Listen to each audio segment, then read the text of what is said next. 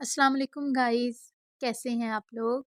अगर आप मेरे चैनल पर नए हैं तो सब्सक्राइब कर दीजिए ताकि आपको मेरी आने वाली हर नई वीडियो इजीली मिलती रहे। आज मैं आपके साथ शेयर करूंगी शामी कबाब बनाने की रेसिपी, जो कि आप कम से कम टाइम में भी इजीली बना सकते हैं। लेकिन उसके लिए आपको मेरी वीडियो को एंड तक देखना होगा। तो चले हम रेसिपी को स्टार्ट करते हैं। शामी कबाब बनाने के लिए हमें जिन चीज़ों की ज़रूरत होती है वो हैं चने की दाल, बोनलेस चिकन, नमक, मिर्च, हल्दी, कुटी हुई लाल मिर्च, धनिया, सब्ज़ मिर्च और दाल मसाला। दाल मसाला मैंने खुद घर पर बनाया हुआ है और उसकी रेसिपी मैंने आपसे बहुत डिटेल से शेयर की हुई है। अगर आपने वो रेसिपी नहीं देखी हुई तो मैं अगेन डिस्क्रिप्शन में उसकी लिंक ऐड कर देती हूँ, आप वहाँ से देख सकते हैं। दाल को एक बर्तन में डाल के उसको अच्छे से साफ़ कर लेंगे।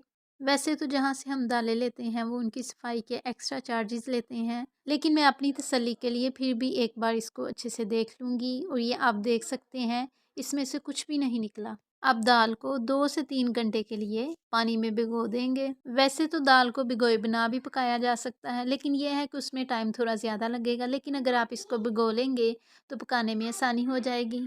दाल अच्छे से भीग चुकी है, अब इसको प्रेशर कुकर में डाल लेंगे। लेकिन इससे पहले दाल को 2 से 3 बार अच्छी तरह वॉश करना है। अब इसमें जाएगा चिकन। चिकन और दाल की मकदार आपने सेम लेनी है, इससे आपके शामी कबाब जो हैं वो ज़्यादा मज़े के बनेंगे। 1 स्पून इसमें जाएगा नमक, 1 स्पून ही लाल मिर्च और हल्दी प्योर होममेड है। इसकी रेसिपी मैं आपसे बहुत जल्द शेयर करूँगी। और 1 स्पून इसमें जाएगी कुटी हुई लाल मिर्च, हाफ़ स्पून इसमें जाएगा दाल मसाला। आधा किलो मैंने दाल ली है और आधा किलो ही चिकन, और उसमें ये मैंने नमक मिर्च की क्वांटिटी रखी है। अगर आप कम या ज़्यादा लें तो आप अपनी चीज़ के मुताबिक उसमें ये सारी चीज़ें ऐड करें। अब इसमें जाएगा 1.5 गिलास वाटर का, क्योंकि दाल को हमने 2 से 3 घंटे के लिए भिगोया था, इसलिए वाटर इतना डाल रहे हैं। अगर आप दाल भिगोए बिना पकाएं तो उसमें 3 गिलास वाटर ऐड कर लें। दाल को ऑलरेडी 2 से 3 घंटे के लिए भिगोया हुआ है, इसलिए आप दाल को सिर्फ 5 मिनट का वेट लगवाएंगे।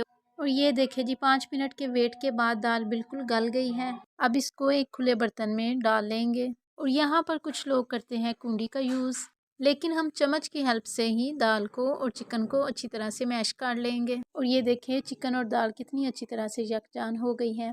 अब इसमें धनिया और सब्ज़ मिर्च ऐड कर लेंगे और फिर इनको अच्छी तरह से मिक्स कर लेंगे। अब आपने नमक और मिर्च को एक बार चेक कर लेना है, अगर दोनों में से कोई भी चीज़ कम हो आप उसको इसमें ऐड कर सकते हैं। उसके बाद सांचे की हेल्प से शामी कबाब बना लेंगे। अगर आपके पास कबाब का सांचा नहीं है तो कोई मसला नहीं, आप हैंड्स के साथ भी कबाब को बना सकते हैं। अब एक अंडा लेंगे और उसको तोड़ के अच्छे से मिक्स कर लेंगे।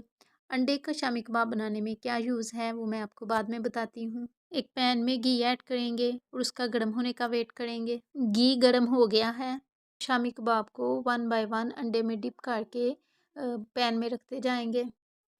एक साइड से कबाब पक चुके हैं, अब उनकी साइड चेंज कर लेंगे। और अब शामी कबाब बिल्कुल पक चुके हैं और कबाब को रायते के साथ सर्व करेंगे। रायता इसके जायके को बहुत ज़्यादा बढ़ा देगा। रायते की वीडियो मैंने आपसे बहुत डिटेल से शेयर की हुई है और डिस्क्रिप्शन में भी उसकी लिंक ऐड कर दी है, आप वहां से अगेन रायते की वीडियो देख सकते हैं। और आप देख सकते हैं कि मैंने ट्रे की कितनी अच्छी गार्निशिंग की हुई है, आप भी ज़रूर ट्राई कीजिएगा। जैसे कि मैं अपनी पिछली वीडियो में भी हमेशा गार्निशिंग का ज़रूर ज़िक्र करती हूँ कि गार्निशिंग जो होती है वो चीज़ की ब्यूटी को बढ़ा देती है। गाइस, खा के तो बाद में ही पता चलता है कि चीज़ कैसी है, लेकिन अगर आप उसको गार्निश करते हैं तो वो देखने वाले को बहुत ज़्यादा अच्छी लगती है। तो आप भी ज़रूर घर पर ट्राई कीजिएगा और मुझे कमेंट बॉक्स में बताइएगा आपको आज की मेरी रेसिपी कैसी लगी। अल्लाह हाफिज़।